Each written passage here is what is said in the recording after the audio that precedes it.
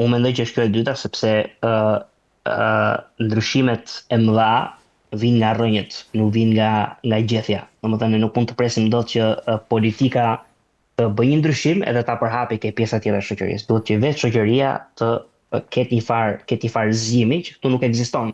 Si e dim ne këtë që nuk ekziston? Shko në Beograd. Rinia serbe ka një muaj, mos të më shumë, po një muaj të paktën, që ka mbushur sheshet e Beogradit. Në një kohë kur rinia shqiptare shijon Dërmiun dhe Shëngjinën. A nuk është dhe Serbia një autokraci? A nuk është Vučići njëri i korruptuar dhe i akuzuar për lidhje me bandat? Po pse dalin serbët? Kurse ne këtu europianët në thojza nuk dalim? Pra kjo është pyetja që ne do t'i bëjmë vetes. Dhe përgjigja është për 1000 arsye kulturore, antropologjike, kombëtare, ekonomike, historike, nuk ka rëndësi, ne jemi një popull me zero kosciencë komunitare. Zero. Fare, s'kemi asgjë ne. Dhe pa i thritur kokës, pa i thritur mendjes ne, nuk ka për të bërë asgjë në këtë vend. S'ka për të bërë asgjë, sepse dhe politika kur bën ndryshime, kur edhe politikanët, ta shtetarët, kur duan të bëjnë gjëra, normalisht edhe një reformë progresiste, ke të pamundur ta vësh në zbatim në momentin ku njerëzit nuk ta zbatojnë, në momentin ku njerëzit nuk ta implementojnë. Kështu që e gjitha, domethënë shkon ke kultura.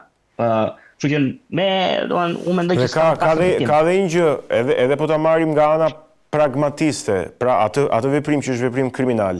Nëse do ta shikojmë dhe nga pikpamja pragmatiste e arritjes së disa qëllimeve afat shkurtra, as ato nuk i arritur.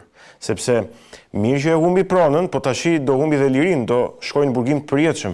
Kështu që vërtet kjo duhet i shërbej të gjithë opinionit publike dhe të gjitha komuniteteve që kanë problemet e tyre historike dhe politike, që vërtet reflektojnë dhe të kuptojnë që disa veprime jo vetëm që janë kriminale, po janë shumë të nxituara dhe nuk i shërbejnë as zgjidhjeve afatshkurtra të problemeve në thelb. Unë të falenderoj që ti e bën si thirrje, megjithatë unë mendoj që ka një gabim të vockël, sipas mendimit tim në premisën tënde. Premisa jote është që shqiptari niset nga ideja për të zgjidhur problemet. Unë mendoj që shqiptari niset nga ruajtja e nderit. Domethënë ai nuk e intereson e merr se merr pronën, i del si del e vet, ai do të ruajë nderin e vet. Kur ai është prekur nderi, ai bën çdo gjë. Më kupton, domethënë ata ti për shumicë efekte deklarat, por unë mendoj që nuk do parandalitet asgjë, sepse njerëzit tu ruajnë nderin. Mund t'i bësh çdo gjë, ti marrësh lirin, tu marrësh pronën, ti trajtosh si dele, ti u blesh votën çdo 4 vite. Po ja preken nderin, aty ke marrë fund. Shiko, kjo është e vërtet, po unë realisht mendoj që në rastet e pronave edhe me avokat që kanë folur, sigurisht se unë nuk jam i përfshirë drejt për drejt në këto çështje, rastet dhe me njerëz të ndryshëm që janë palë interesi, rastet e pronave janë çështje shumë të ndjeshme që lidhen drejt për së drejti me perspektivën dhe ekonominë dhe përditshmërinë, pra po them të ardhurat e përditshme, ato që janë më urgjentet që ti t'ja dalësh mban, që ti të kesh se me çfarë të ushqesh fëmijët, që ti të kesh, nuk e di nëse është ky rasti specifik, mund të mos jetë ky, po them, këto janë çështje që vërtet nuk, domethënë, çështja e nderit hyn, po hyn edhe vërtet çështja e mundësisë vetme që ti ke praktikisht në jetë, në mungesë të perspektivës së një shkollimi, të një punësimi, të një perspektive jete më komplekse, e vetmja gjë që ty të ngjelet është prona në këtë vend. Kështu që janë çështje që mund të shkojnë shumë tragjikisht, po në këtë mënyrë jo që nuk i zgjidh këto, po humbet dhe lirinë dhe shkon në burg, kështu që ky është problem i madh. Në këtë rast. Dakor, padrejtia ekonomike dhe sociale në këtë vend gëlon, s'ka pikë diskutime. Është një vend që shumë i varfër, është një vend që ka nevojë mendoj për reforma themelore, të cilat pasurojnë, fuqizojnë dhe emancipojnë qytetarët. Edhe shpresoj që këtë ndodhi një ditë. Shumë e vërtetë, unë realisht shpresoj, u zgjatëm pak në këtë çështje sepse është vërtet një çështje shumë e rëndësishme, jo vetëm se është e rëndë, dhe është kriminale, dhe është akt terrorist, por është një kënd ku ti mund ta shikosh shoqërinë shqiptare edhe të ndoshta të bësh disa ndryshime të mëdha. Megjithatë, dua ta vazhdoj shpejt e çështja tjetër, e cila ka gjithashtu rëndësi politike, bëhet fjalë Ruel për zgjedhjet lokale të 9 nëntorit. Unë doja të ndalësh si e ke parti procesin e përzgjedhjes së kandidatëve në opozitë, nga pjesa e opozitës tek Partia Demokratike. Ata kanë dalë tashmë me një emër që është aktori Florian Binaj. Megjithatë, ka patur goxha diskutime në opinionin publik. Si e vlerëson ti këtë gjë? Unë mendoj që zgjedhja e zotit Bine për kandidat për kryetar bashkinë Tirana është shembulli më i qartë i asaj që graviteti politik. Domethënë what goes up must come down dhe edhe vice versa. Domethënë opozita shqiptare ka prekur një pik tani, një pik të mungesës shprese, edhe mungesë perspektive që u vërtetua dhe nga fakti që asnjë person, shumë pak njerëz në Partinë Demokratike që ishin figura serioze për të fituar e pranuan garën. Dhe kjo ka bërë që në ato në një farë mënyrë tunelet e mungesës së shpresës, opozita shqiptare të dali, unë mendoj me një zgjidhje shumë të mirë. Që është zgjidhje dorëzimi, është zgjidhje kapitullimi, domethënë ti nuk ke the zgjidhje shumë e mirë dhe nuk e kuptova pastaj. Zgjidhje kapitullimi, okay. Pra, nuk janë kontradiktore, në sensin që ne nga partitë politike ekzistojnë që të promovojnë figura politike, pra të kandidojnë figura politike. Duke ditë që Partia Demokratike është e pavotueshme nga shumica e njerëzve, opozita shqiptare është e pavotueshme me figura politike brenda vetes vet, sepse nuk e ka reformuar veten e vet dhe sondazhet e tregojnë këtë gjë. Ata në këtë dëshpërim kanë gjetur një zgjidhje që në fakt është zgjidhja më e mirë e mundshme nëse opozita do të maksimizojë votën. Një kandidat si Florian Bina që është i njohur dhe është jashtë spektrit të partive politike dhe mbi të gjitha, fal propozimit të zotit Shea, një kandidat i cili bashkon pjesën më të madhe të partive opozitare si mënyra e vetme për të maksimizuar votën në një sistem që kujtem zgjedhja e kryetarit të Bashkisë Tiranës është sistem majoritar, nuk është sistem proporcional. Pra nuk është se një x% vota mund të prodhoj përfaqësim. Votat e tua o shkojnë për kandidatin fitues o digjen. Dhe në këtë kontekst, zgjedhja e zotit Binaj mendoj është strategjikisht më e dura. Unë nuk e besoj këtë teorinë që zoti Binaj u çua një mëngjes sa unë do dal kandidati pavar, mendoj që ka pas shtyrje nga dy parti opozitare, Partia Demokratike dhe Lëvizja Shqipëria Bëhet, që zoti Binaj të nxilte kandidaturën e tij, kjo është thjesht bindja ime. Kjo është arsyeja se zoti Shea i tha u prem në bes, sepse normalisht donte zotin Hasimja për kandidat të opozitës. Megjithatë tha që ne do ta mbështesim sikur të ishte propozimi ynë, pavarësisht se u prem në bes. Po, dhe këtë do thoja që për mua bëri gjën e duhur në fund, pavarësisht polemikave edhe debateve të brendshme, që bëri gjën e duhur duke mbështetur një kandidat opozitar, siç edhe Endri Shabanis më së ka bërë gjën e duhur. Shqetësimi im në këto zgjedhje dhe në votat e Arlit Qorit, që sigurisht ka lirinë e vet të plot të kandidojë për kryetar bashkie me partinë e tij politike, por unë mendoj që ato 13.000 apo 15.000 apo 20.000 vota që do marrin zoti Qori, pavarësisht se mund të jenë në një farë mënyrë sinergjia e njerëzve të cilët besojnë ke kauza zotit Qori, janë vota të çuara dëm, se ne dimë që zoti Qori s'mund të bëhet kryetar bashkie, si ka vota dhe ato vota do ishin më mirë të shkonin kandidatit të opozitës, sesa të shkojë një kandidat i tretë që praktikisht do ishte si të shkonte Gerta Manasiliut. Ajo vot. Megjithatë ai e ka lirinë ta bëjë këtë gjë në shoqëri të lirë, në demokraci të kështu që nuk mendoj që është një vendim nuk mund të gjykohet parimisht, por pragmatikisht patjetër që ka implikimet e veta.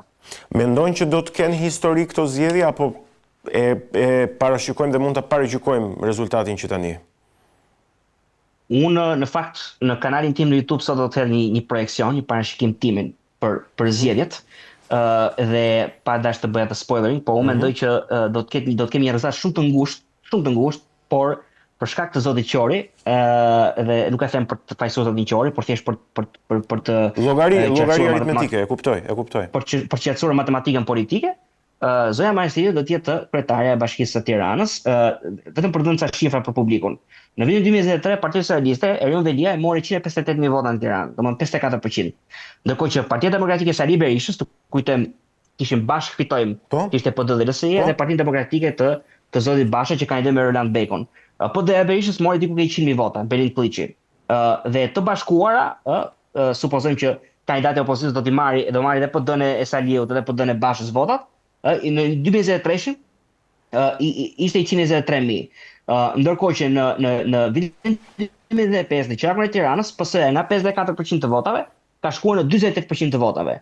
Nëse ne supozojmë që qarku reflekton përqindjen e bashki, pra 48% në qark mund të jetë 48% në bashkinë më të madhe, Partia Socialiste do ketë një rënje në vota. Pra ajo diferenca nga 30.000 që ka qenë në vitin 2023 mund të shkojë në 20.000, në 10.000, në 15.000. Unë mendoj, kjo është pas me një kat X apo Y të opozitës.